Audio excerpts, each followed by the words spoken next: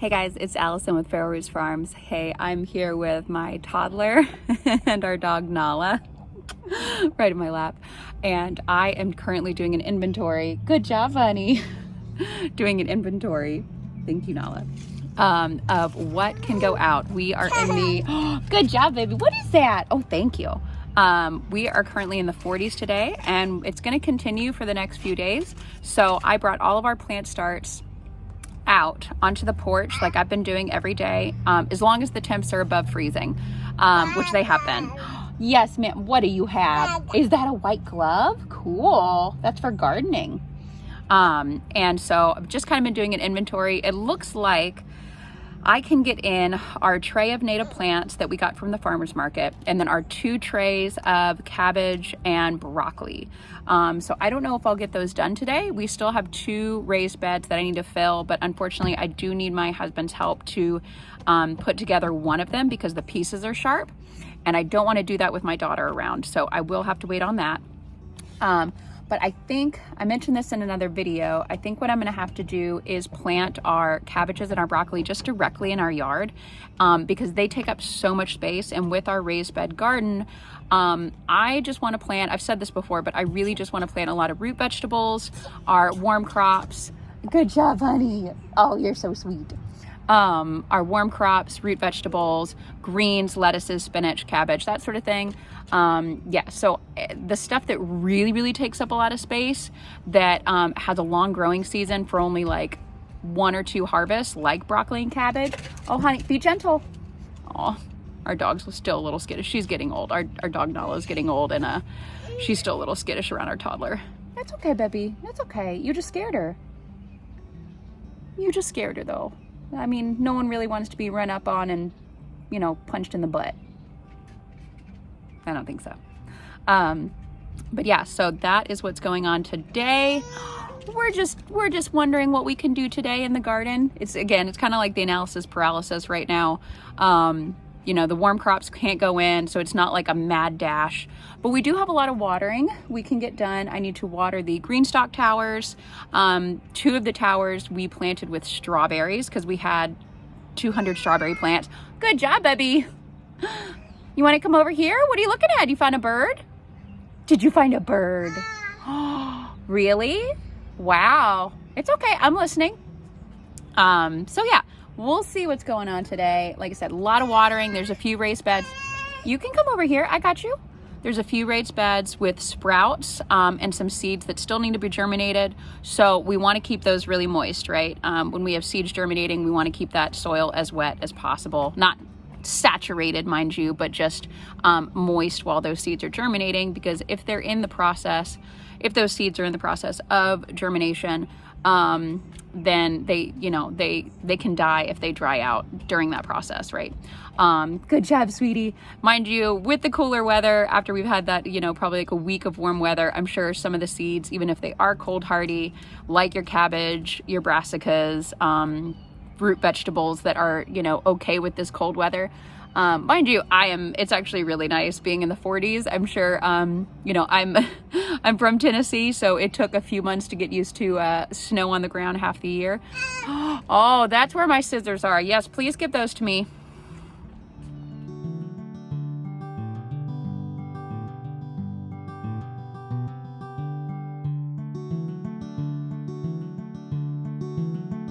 Okay, so it's a little later in the day and it has warmed up. I almost don't need this coat right now. I do have a sweater underneath, and my daughter is helping me stack plastic pots. Thank you so much, sweetie. And I thought if she allows me, I would show y'all what is growing in our 5 green stalks right now. We do have a 6. As you can see, this is a cubic foot.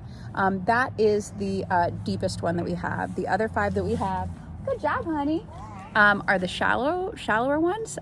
They are the 0.75 cubic foot ones, and they have 7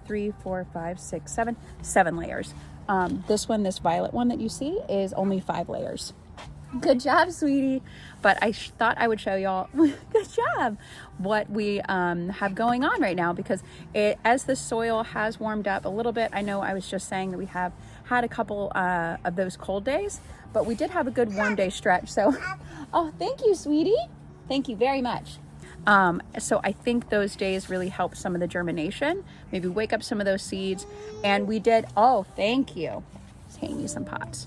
And we did get some plants. Oh, thank you so much. We did get some plants from our, from 2 different nurseries that were here locally.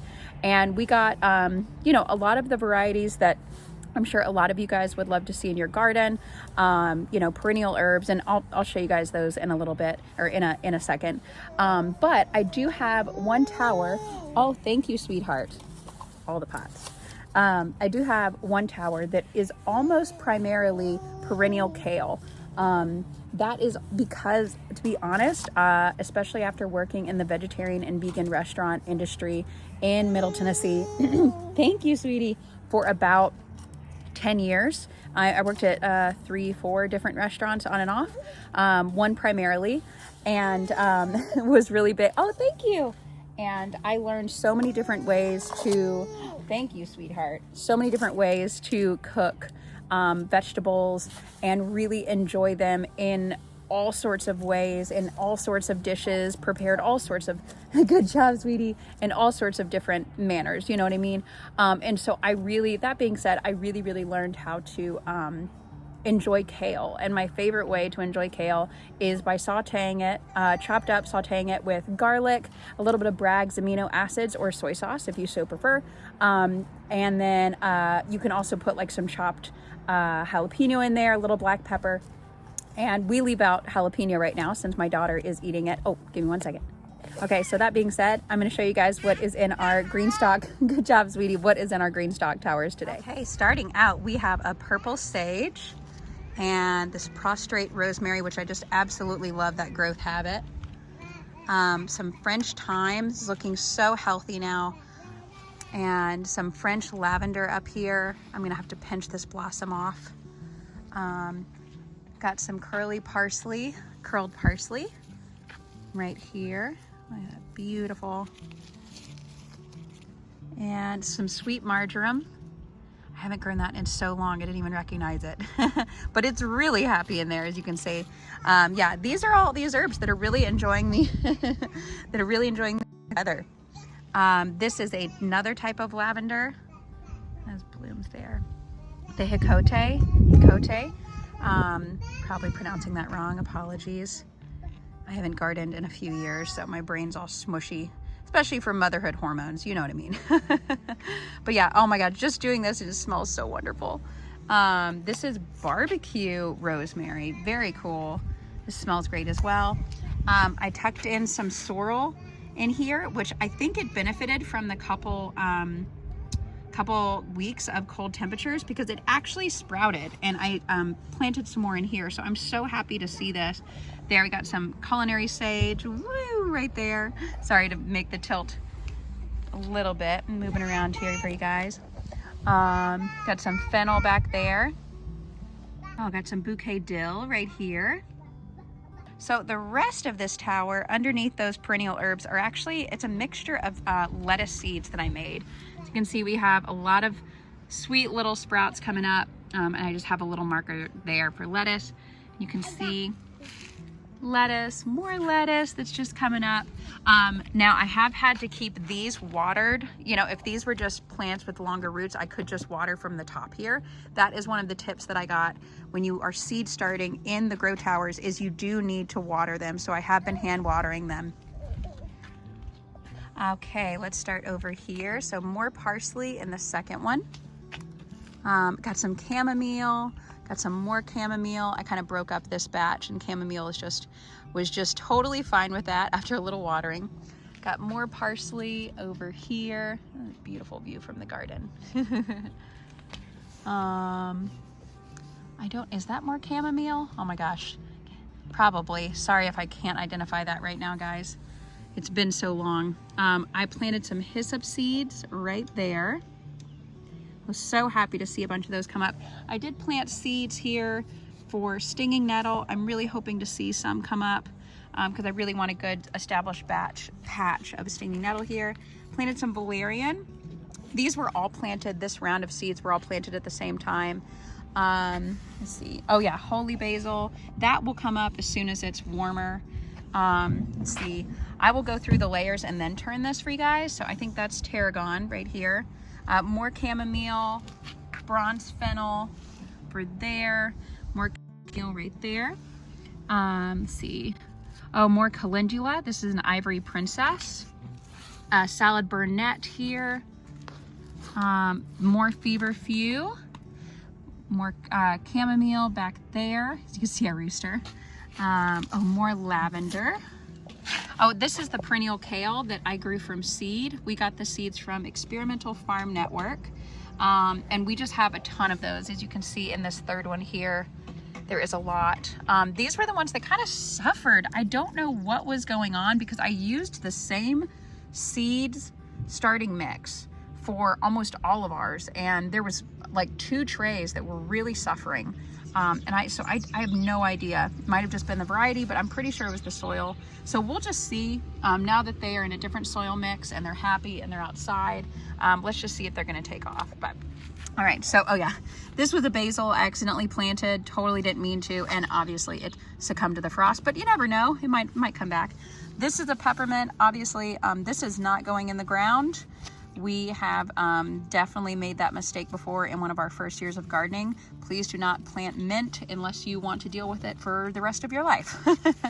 Let's see, we have elephant dill here that I planted.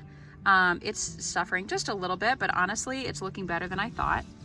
This is an asparagus seed that actually I planted. I planted a few and this was the first one to come up, so letting it do its thing. Let's see back here, more perennial kale. I love the leaves there. I know, honey. Okay, so we have some garlic chives on the other side of this. Some German chamomile right there. More calendula. Oh, and bachelor buttons down here. Like I said, this one is almost entirely perennial kale. Oh, you got your frog? And the bottom here, there were a few extra. I actually planted some of our strawberry plants right here. And then, so yeah, these are the 2 that are entirely strawberries. They are 2 different varieties. Okay, the 2 varieties for these are the Sparkle and Galleta. That's G-A-L-L-E-T-A, maybe 2 T's. I'm gonna have to double check. But yeah, and then there's nothing in this one, like I mentioned. But so far so good. Everything's looking good. Like I said, biggest tip for greenstock gardening is if you do seed start in them, remember, like you are going to have to water with, either a watering can a few times or with the hose. And I've been doing it with our hose and just really making sure that that layer of soil stays saturated because you want those seeds to germinate. And even with our rain and mist, it really didn't get in on the top of the soil as needed. But as you can see, the watering has been doing its jobs because there's some good sprouts coming up, and I'm hoping with the warmer weather, more of those sprouts get happier. But yeah, all right, that's it for today. Thank you guys for hanging out with us, and my daughter's saying bye. Okay, so we also have filled up this extra bed that we got. I can't remember where we got it. It was super cheap, but we've put cardboard on the bottom, as you can see, and then the leaves that we got from around our yard, but also from some of our neighbors, put in there with some twigs also that we found. And then we set up our final Vago bed, as you can see here, and we put a bunch of extra cardboard. Like I said, we've been saving up for months and months through the winter, and some paper bags, and we have some sticks here, and we are also going to use those leaves and then some wood chips that we got left over from our wood chip drop, but we don't need all of them for our mushroom bed. So we are going to fill the rest of this with wood chips, leaves, and then with the rest of our soil that we got here. So that is kind of one of the final tasks for today. But so far so good. We do what we can during the garden season, and we try not to beat ourselves up if we don't finish those tasks, but looking good. Oh, not bad for a first year garden and gardening with a toddler for the first time.